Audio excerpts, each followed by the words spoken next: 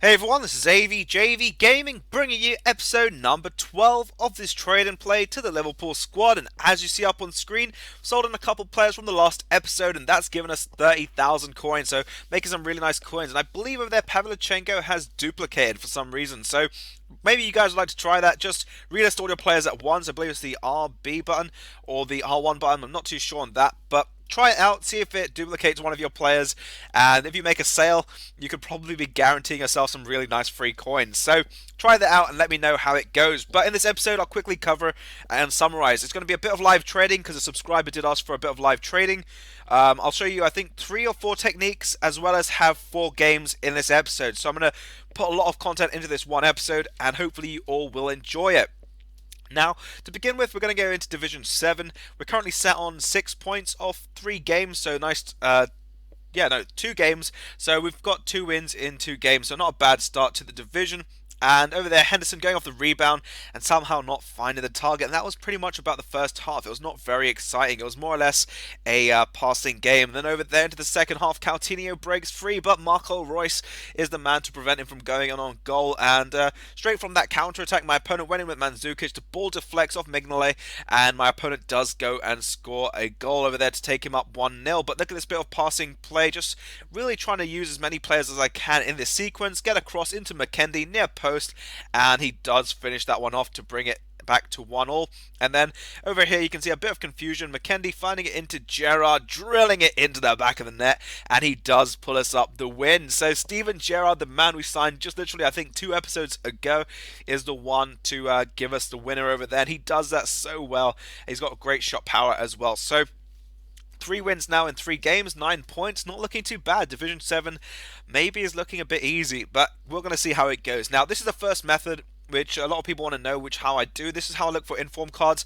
I put a minimum price of 8.5k, just in case you find a few cheaper informs, and then a maximum price on the current bid to however many coins you have. In this case, I have 31,000 coins.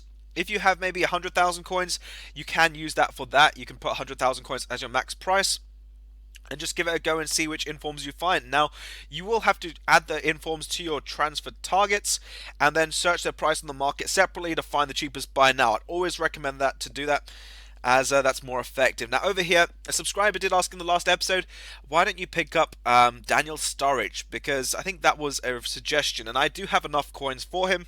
So I decided, let's go pick up Sturridge, and there he is with a finisher. I believe that's cheapest one on an open bid, because I don't want to buy the cheapest one on a buy now. I think it was 5.2k when I was looking at this.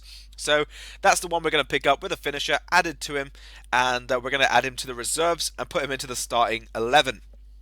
And I believe Sacco as well is injured, so we're going to have to bring on Aga for him, or we're going to bring on Skirtle, I think, first, and then later on we might sub on Aga. So over there, it's going to be Jordan Ibe and also Daniel Sturridge spearheading our attack, and we're going to go into the 4-4-2, a very classic formation, not seen very much of it, but we're going to see how it goes into the second game, and we're up against a 4-2-2 Serie A side of Di Natale. It looks like a rather pacey team. He's got Muriel. I'm surprised he doesn't have Ibarbo in that team, because Ibarbo is one of the most craziest players in the game at the minute, and you'll probably find him in a lot of Serie A sides. But over there, we start things off over there with through ball into Jordan Ibe from to Sturridge, and Sturridge will finish it off over there. So yeah, I've got it to Sturridge. Sturridge finished it off, so he gets his first goal on his debut. Then literally a few minutes later, he does get his second with a finesse shot round the keeper, and he was already eyeing his hat-trick as soon as he was on the field. But into the second half, my opponent goes for those crosses, and they are ever so overpowered in this game, and that's what he does do. He scores it with De Rossi,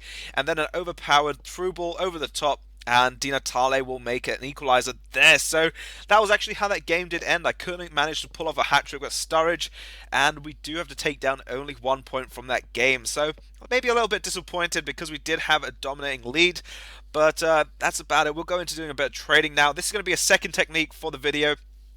This is upgraded players, and what I'm showing you here is simply how to find them on the cheapest buy nows. Once you found the cheapest buy now in their default position of the upgrade, you're going to find the cheapest one, and then you want to find them in open bids. Now, some of you will be wondering, why do you want to find them in open bids?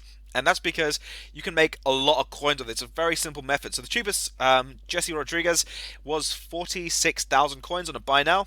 And if I win both of these for around about 15,000 coins, I could be possibly making around 30,000 coins profit off each one, and that would actually help us complete the series. Now, this is the out of position method on an upgraded player, and this is also something a lot of people don't take into consideration, because when people first get these upgrades, they're going to want to check the other positions, or maybe have them in a more attacking position for a review, or maybe some players just want to use it for a hybrid.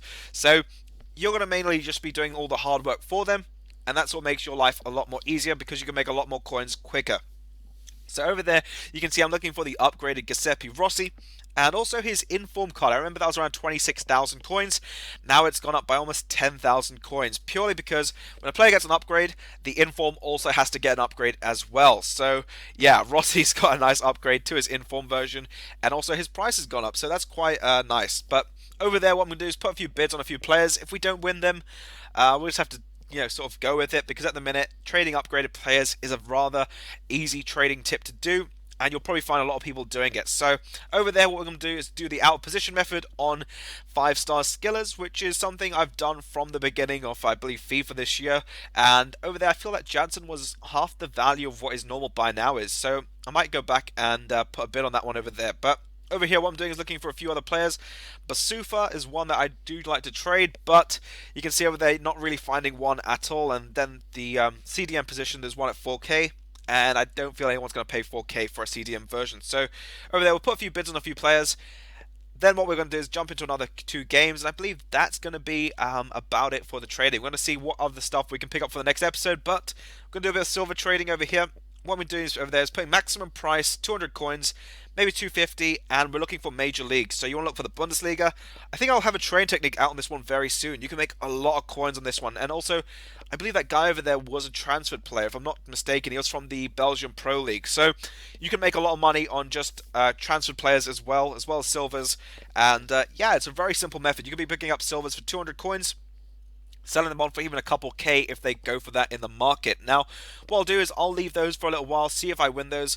Sadly, didn't win any of the Giuseppe Rossis, but that's how sometimes trading is. You win some, you lose some. Now, over there, what we're going to do is put in Sissoko, and yeah, we're going to go into the next game. I think we're going to try out a different formation. I was thinking about the 3-5-2 over here, and I said, we might as well just try it out over there. I think we do have Kelly as our centre back, sorry, so I don't know. We're going to see how it goes, because at the minute we do not have 2 strong CDMs. Now, into the next game, we're up against a 4-3-3 second version, a Liga BBVA side. He's got Benzema, and that is one player that catches my eye, because I used him recently in my Wheel of Fortune, and he was absolutely deadly. Now, before I get onto anything else, you can see over there Sturridge scoring an absolute beautiful goal. He's already got 3 goals in 2 games, and then I tried the penalty trick, and somehow it just goes into the crossbar, and then there's an offside. So really uncertain to how EA does that. And over here, look at this from Song. He does go and score a goal, and that gave him a goal before half time. But I feel that's one of those 45th minute goals. You can never really stop them in the game. And look at this from over here, from Sturridge into Aspas,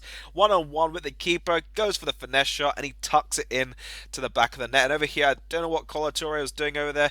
And over here, Benzema picking up a deflection.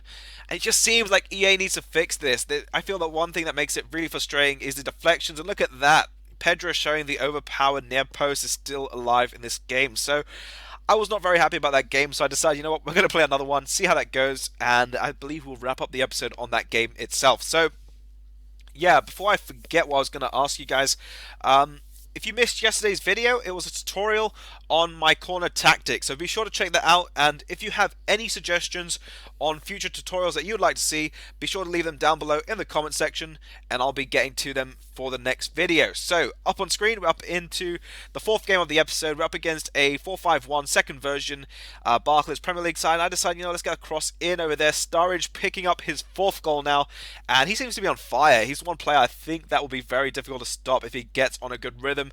But my opponent over there scoring with Rosicky, and surprisingly Rosicky was very good. And over here somehow Jovetic gets through and gets a second goal from my opponent. But over there we're going to go and get it into Coutinho, chip it over the keeper. Look at that through ball, so overpowered, and providing us a winner.